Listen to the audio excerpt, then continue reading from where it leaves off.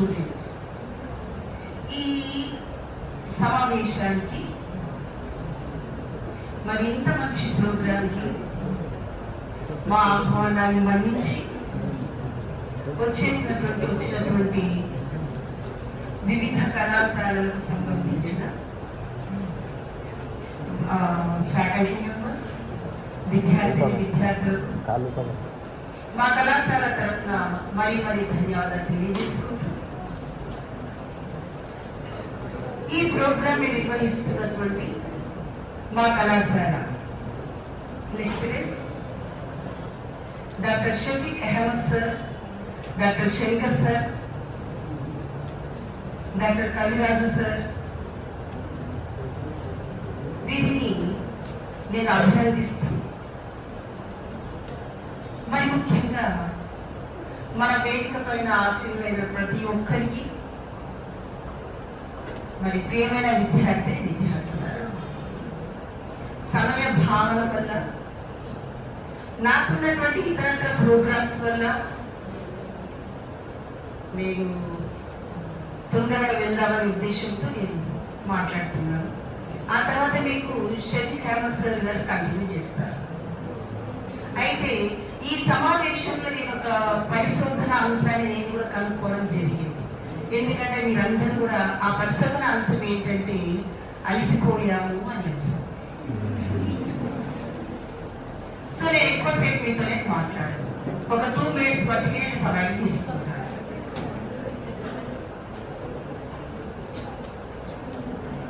ఇక్కడ వచ్చేసి మాట్లాడినటువంటి వక్తలు డాక్టర్ షఫీక్ అహ్మద్ సార్ గారు వచ్చేసి పరిశోధన అనే అంశం గురించి మాట్లాడారు. పరిశోధించాలి, ప్రతి విషయాన్ని పరిశోధించాలి, తెలుసుకోవాలి అనే విషయం పైన మాట్లాడారు. డాక్టర్ శంకర్ సార్ గారు వచ్చేసి నిజంగా చాలా ఆసక్తికరంగా ఇద్దరి సార్ వాళ్ళ స్పీచెస్ ద్వారా నేను కూడా చాలా విషయాలు ఈరోజు నేర్చుకోవడం, తెలుసుకోవడం అనేది జరిగింది. శంకర్ సార్ వచ్చేసి చాలా విషయాల పైన మాట్లాడారు. ఇది మెయిన్ గా సైన్సెస్ వాళ్ళకి చాలా ఉపయోగకరమైనటువంటి స్పీచ్. అలాగే అర్జున్ సార్ గారు, స్ఫూర్తి డిగ్రీ కాలేజ్ నుంచి వచ్చినటువంటి అర్జున్ సార్ గారు చాలా చక్కగా చెప్పారు పరిశోధన అనే విషయం గురించి. చాలా సూక్ష్మంలో మీకు విస్తృత అర్థాన్ని మీకు తెలియజేశారు సార్. అలాగే కృష్ణారెడ్డి సార్ గారు, మధు ప్రిన్సిపల్ సార్ కూడా పరిశోధన అనే విషయం గురించి, దాని ద్వారా లాభమే అనే విషయాన్ని గురించి మనందరికీ తెలియజేశారు. వారందరికీ నేను మరీ ధన్యవాదాలు తెలియజేసుకుంటున్నాను. అయితే నేను మాట్లాడబోయే ముందు ఇంకొక విషయం, అమ్మాయి మాట్లాడింది హిస్టరీ పైన తన ఆసక్తి గురించి, ఆర్కియాలజీ గురించి. చాలా హ్యాపీ అమ్మ, బెల్లంపేట చాలా చక్కగా తన యొక్క ఒపీనియన్ తను షేర్ చేసుకున్నాను. మరి చెప్పబోయే ముందు ఒక చిన్న మాట బేట, నాకు ఒక చిన్న విషయం తెలుసుకోవాలనుంది. ఇందులో ఎంతమంది మద్దూరు నుంచి వచ్చారు? హ్యాండ్స్ రేజ్ చేయరా? Very good. మక్కల నుంచి ఎంతమంది వచ్చారమ్మా? Very good. తర్వాత వెరీ గుడ్ అండి, చాలా సంతోషం. రియల్ గా ఎందుకు అడిగారు, తక్కిన వాళ్ళంతా కూడా ఇక్కడి వాళ్ళు, మా SCNM గవర్నమెంట్ డిగ్రీ కాలేజ్ వాళ్ళు, ధర్వాలు కూడా మా కాలేజీ, రైట్? మీరంతా మా వాళ్ళే, రైట్? మనం ఇప్పుడు టాపిక్ లోకి వెళ్ళినట్టయితే ఎందుకు అడుగుతున్నాను ఈ మాట అంటే, మీలో ఇక్కడ కూర్చున్నటువంటి వాళ్ళలో ఏ ఒక్కరైనా సరే రేపు రీసెర్చ్ చేయడానికి వెళ్ళినప్పుడు తప్పనిసరిగా మీరు రీసెర్చ్ పైన ఒక అవగాహన అనేది ఏర్పడ్డది అని నేను నమ్ముతున్నాను, బలంగా నమ్ముతున్నాను. ఎందుకంటే సార్ వాళ్ళు అంత సమగ్రంగా మీకు తెలియజేశారు. ఒక్కరైనా సరే మీరు రీసెర్చ్కి వెళ్ళారు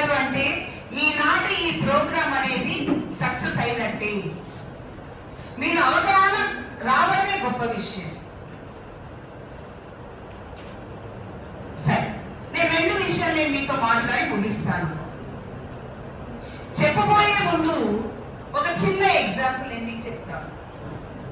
సైన్స్ పరంగా ఒకసారి మాకు ప్రిన్సిపాల్స్ మీటింగ్ పెట్టినప్పుడు ఒక science faculty principal sir, basic గా ఆ సార్ సబ్జెక్ట్ వచ్చేసి సైన్స్, జువాలజీ. ఆ జువాలజీ సార్ ఏం చేశారు అంటే ఒక ఎగ్జాంపుల్ చెప్పారు.